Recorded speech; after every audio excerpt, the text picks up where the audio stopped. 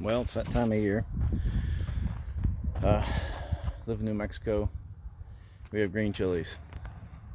Now, if you've never experienced green chili, well, you're missing out. I do know the Buffalo Wild Wings in Maine has Hatch green chili cheeseburger, so we'll see. But anything doing is we're growing our own now. We kept a couple peppers and kept the seeds, and so I'm gonna roast them. And actually bought a roaster this year. I don't know, something about doing it yourself and having fresh green chili. So this is how we roll. Do like half of this, half of it at a time. And this is off of Amazon. This roaster. It's kind of junk, but I didn't have anything before, so still trying to get the flame to burn better. It's propane, so it's yellow. I've got it. There was no orifice in it. I'm gonna rebuild this, make it so you can take different size orifices or cut one in a cap, drill a hole.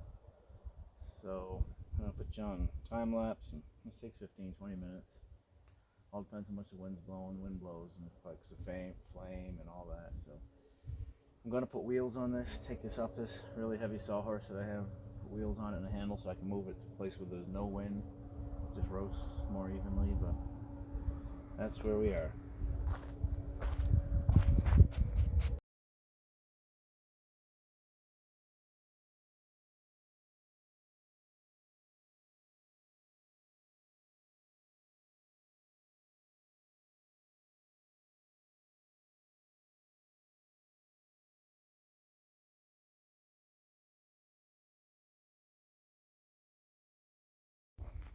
And so this is what you end up with.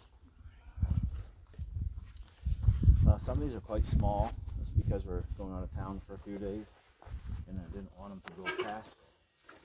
I didn't want them to get old on the vine. So there is a secret to this. You put them in a plastic bag. Hopefully I can do this with, usually my wife helps me. I have to throw you on the ground. Stick that plastic bag to anything hot.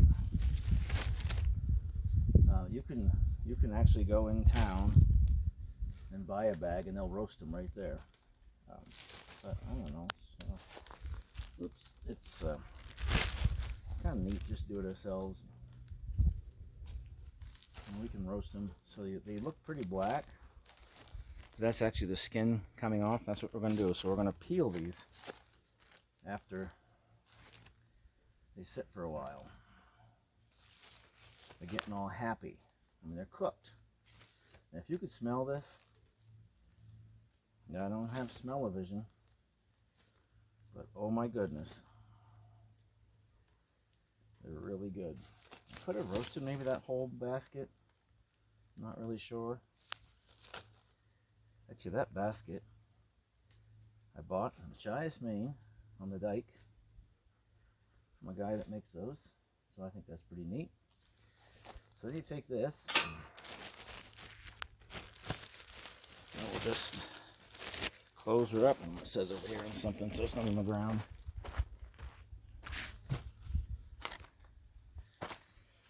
And then I'm going to repeat that with the other batch. So this was, I think I said it was like $200. I know it's a luxury, but we like doing stuff like this on our own. So have another bag for the other batch. I'm not going to go through that again. I'll show you later doing the peeling, what they look like. I'll show you the speed that I go, just in case this is something that you want to do. I guess I don't need that to light to. It's got a regulator down here in the valve. I just keep that set because it's pretty hot. It's 5 burners.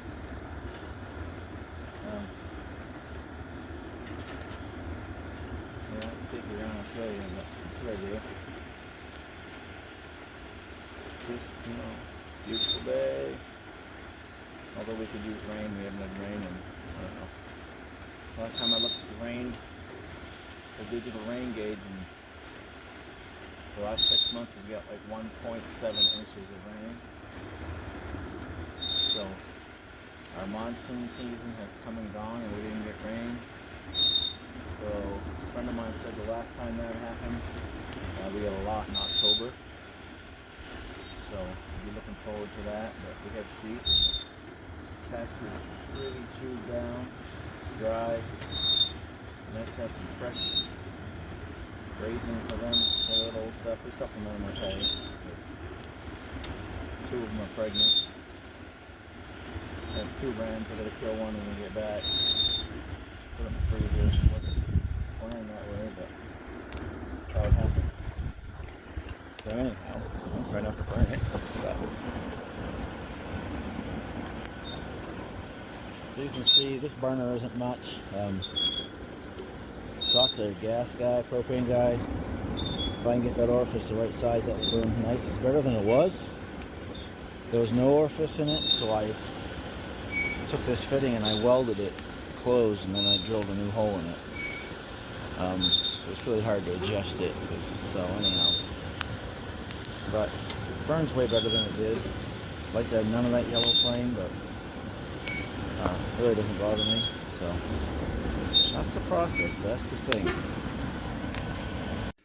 So once they're in the bags, they're hot. That's why I put them in the sink, not in the countertop.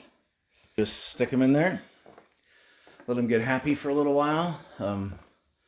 Skin peels off way easier. So that's next. So here's the last part.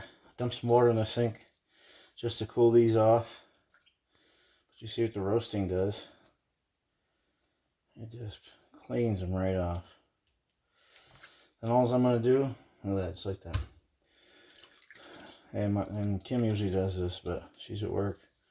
But now that I figured out how to roast these right, as you can see, they come off pretty easy.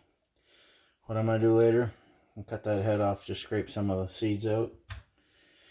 And we put them in like, I don't know, a cup in a freezer bag. And the other thing she does, which is pretty neat, if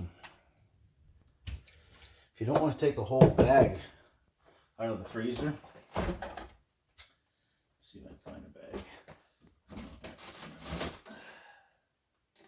No.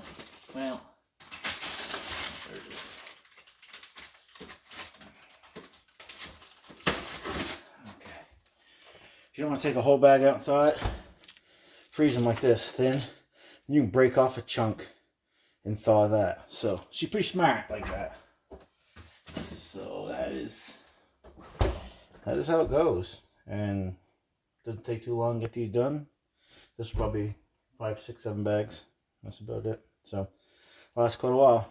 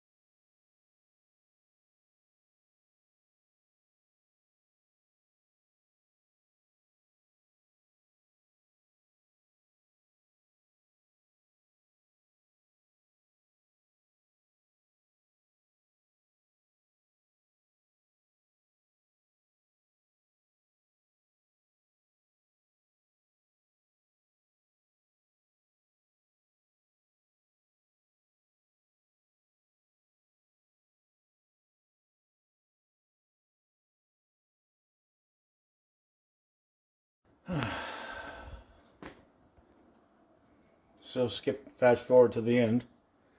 I've got 1, 2, 3, 4, 5, 6, 8 bags of green chili out of that. That's how we do it. Some may do it differently. I don't know. But roast them, take the skin off, clean them, chop them. And we just use a little, I don't know, should get this Ninja thing. But you gotta be careful you don't like puree them. You know, you just gotta go easy. Hit it a few times and that's it. Doesn't take much.